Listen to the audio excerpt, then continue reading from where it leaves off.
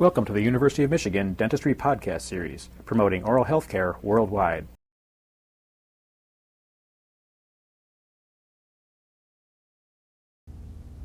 Mrs. Jane Melke has been referred to us from a periodontist because of some problems with her bite. Mr. Melke, what is your chief complaint? Pain in the temporomandibular joint, problems with opening and closing. How long have you had this problem? Oh, since in the fall. And periodically before that, but not as severe as in October was when I first started having severe pain and trouble not being able to open at all. Does it bother you mostly on opening or closing? On Or opening, when? I can't open my mouth more than to get a teaspoon in at times. Mm-hmm. And it goes away, but when it comes, I live on soup. I can't eat anything solid at all. Can't chew at all. You haven't had any accident during this period, have you? No. Would you open and close, please?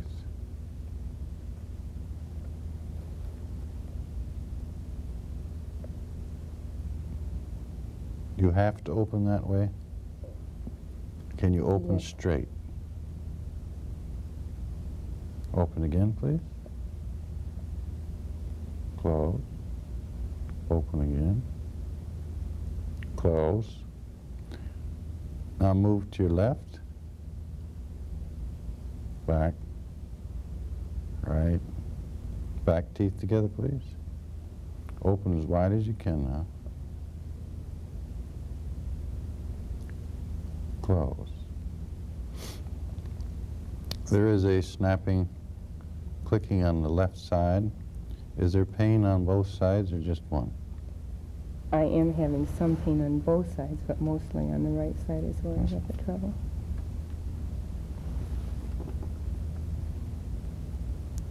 Just open, please. Close. Open.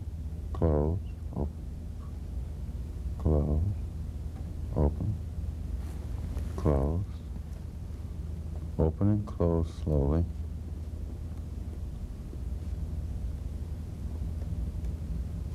When you first touch, now please stop. Squeeze. Open. Close once more. Squeeze. Open. Close a bit.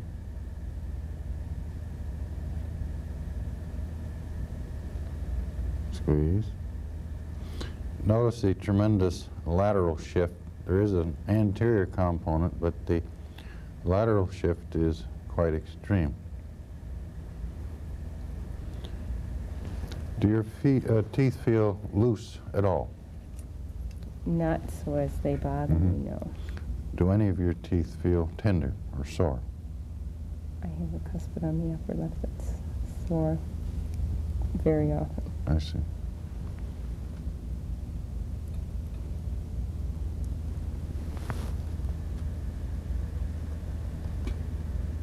Can you open a little wider, please? Thank you.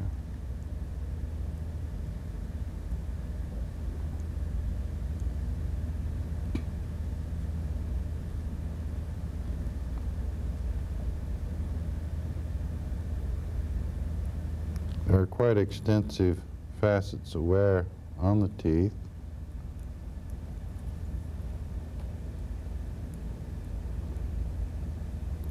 These lower anteriors are more mobile than you would expect. Also, the maxillary anterior teeth are about between 2 and 3 mobility.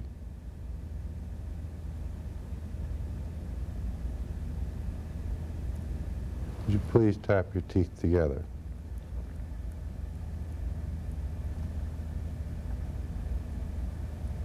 Harder. I have my finger lightly on the gingival tissue and the tooth, and it is sensitive to small percussions that might occur when the teeth come into contact. I can feel when she closes, like she's doing now, tapping the teeth together, excessive contact on the lateral and the central incisors.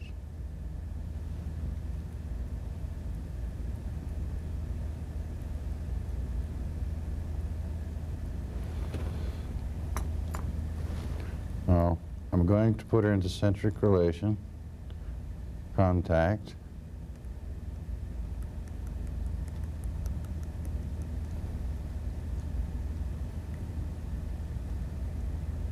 your first touch, stop please, squeeze, open,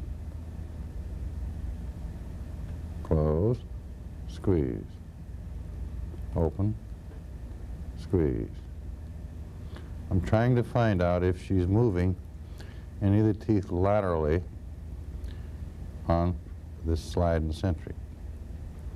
There are some teeth that are moving slightly at the termination of the slide in centric.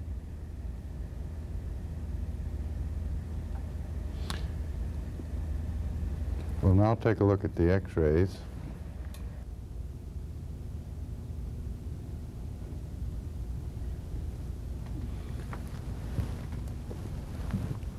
In looking at the x-rays, we will look at the periodontal membrane space for increased amount of it present, for the mobility which is present. And as we traverse from one area of the mouth to the other, we come across the fact that there are some bicuspids missing, and there is a resorption of some roots, which accounts for the increased mobility anteriorly. And also there is evidence of endodontic problems which may or may not be related to traumatic occlusion. In the lower arch, posterior teeth seem to be within normal limits, but as we traverse to the anterior part, once again we have this problem of selective root resorption.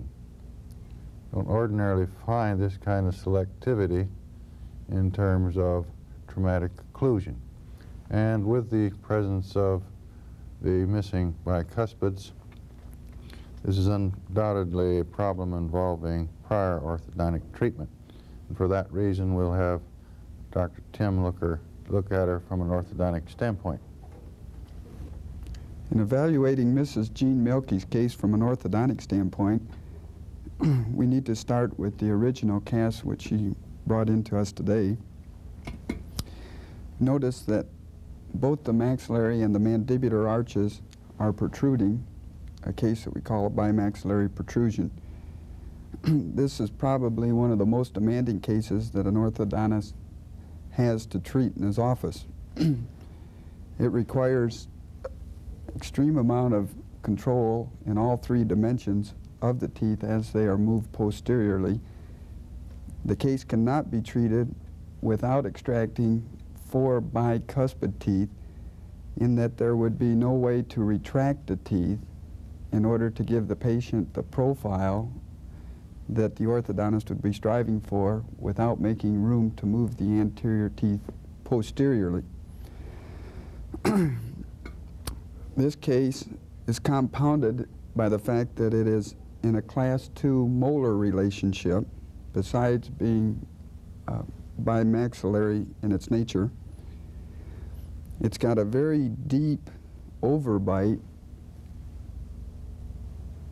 and the upper incisor teeth are flared.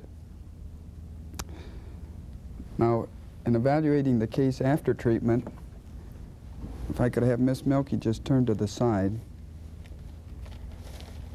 and just relax now. Fine. If we can get a profile picture, you'll notice that the profile from the mid-face area is not disagreeable at all. Unfortunately, we don't have pictures of the profile before treatment, but we can visualize that the mid-face region was much protruded from what it is now. If I can just get Miss Mielke to smile. on smiling, you'll notice that it's a combination of the short upper lip and the retraction, combination of the short upper lip and retraction of the maxillary incisor teeth that some gum line does show. Close down for us now. Evaluating the case from a frontal view and an occlusal point of view, we still have a considerable depth of bite.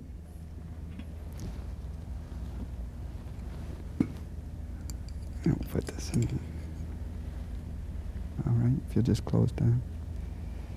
And if we can get a view from the side, we can notice anterior inclination to the posterior teeth, first bicuspid and molars, and the distal inclination, distal tipping of the, is that hurting? Okay, of the incisor teeth and the cuspid. We can maybe get a view of the posterior, anterior tipping of the posterior teeth and the posterior tipping of the anterior teeth.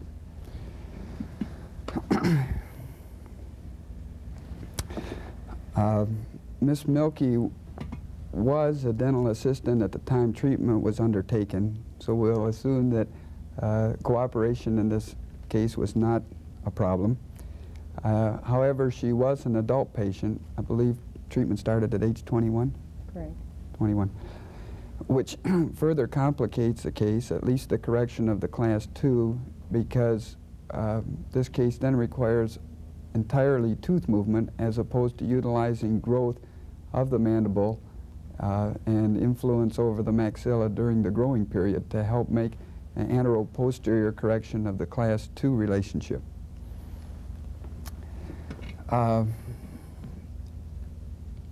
This case was also treated with round light wires and extraoral force. The extraoral force was applied to move the maxillary posterior teeth distally, making the class 2 correction, and the round wires were used to support the teeth as they moved the anterior teeth distally.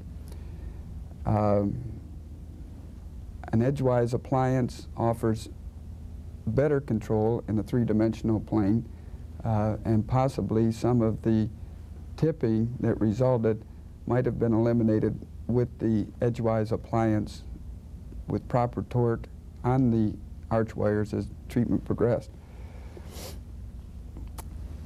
This is the retainer that was used. It's called a positioner. It's vulcanized rubber, and this is used after treatment to detail the final position of the teeth. This appliance is not designed to actually move teeth in an antero-posterior direction. It will make some buccal lingual correction. It will not move anterior teeth distally. It will not correct rotations, but it will allow the teeth to settle into a firm occlusion after the teeth have been positioned in the proper axial relationship. This is the model that the positioner was made to. This is the occlusion that was expected with the lower incisors upright over basal bone, maxillary incisors upright over basal bone, very small amount of overjet and overbite, class 1 molar relationship with the posterior teeth vertical and parallel. These are the models. I don't want to reiterate what we saw clinically, but it possibly clearer the inclination of the teeth at this time. Now, if we can look at the x-rays again, I'd like to point out on the x-rays the lack of parallelization in the bicuspid and cuspid areas.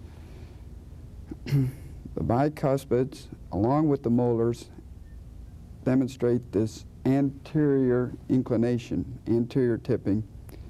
And in the cuspid-bicuspid area, by noticing this bone, we can detect a lack of root parallelization. And moving over just a little further, we can again see the root resorption that Dr. Ash pointed out before. Scanning on across, again, in the bicuspid-cuspid area, the lack of root parallelization. Moving down into the lower, again, we see the same thing. And on the right side also.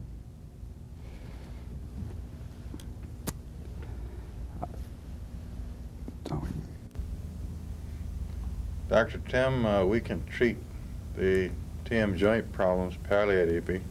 We can do the occlusal adjustment on the patient, but I'm quite concerned that we will not obtain the occlusal stability we would like, and I am concerned whether or not the patient should have further orthodontic treatment and what your recommendations might be regarding further orthodontics. From a orthodontic treatment standpoint, there would be no easy way to obtain the stability that you're looking for short of comprehensive orthodontic treatment in the period of from 8 to 14 months. The stability that you're looking for would come from paralleling the roots, mainly in the bicuspid-cuspid area, uprighting the posterior teeth, obtaining root torque to the maxillary incisor teeth to improve the inter-incisor angle, the relationship between the maxillary incisors and the mandibular incisors, placing the angle at approximately 130 degrees so as to obtain the depth of bite and the stability that would allow for the function from a occlusal standpoint that I think you're looking for. The rubber positioner will not move the teeth in 3 dimensions. Therefore, full bands would be required. Considering, however, the endodontic problem, sensitivity to the tooth with the root canal, and the amount of root resorption that we've already witnessed, and knowing that the torquing action that is required to upright these teeth enhances the root resorption, I believe that at this time I would want you to treat this case for the TMJ problem and increase the stability that you can. Possibly some stability could be still achieved from the positioner in that we could close some spaces, but the axial inclination of the teeth could not be accomplished from a retention standpoint. Thank you. In summary, I believe that at this point in time that we would have to go along with the adjustment of the occlusion initially and the use of a biplane splint, which would not only help the TM joint problem, but also give some stability to the occlusion, especially in the anterior region here. Insofar as carrying out further comprehensive treatment for the ultimate in occlusal stability, this would have to be discussed, of course, with the patient. It is my feeling with the existing root resorption that we should try to aim for maximum stability on the basis of this more appropriate treatment for the time being, that is the occlusal adjustment and the biplane splint. And that if a little later we find that we're able to control well the TM joint problem and also this instability of the occlusion, especially the mobility of the lower anteriors, then we should reconsider the possibility, along with Mrs. Melke, further comprehensive orthodontic treatment. You've been listening to a presentation from the University of Michigan School of Dentistry, which is dedicated to supporting open learning and open educational resources. This recording is licensed under the Creative Commons. It may be reused and redistributed for nonprofit use. Please attribute materials to the University of Michigan School of Dentistry and redistribute under this same license.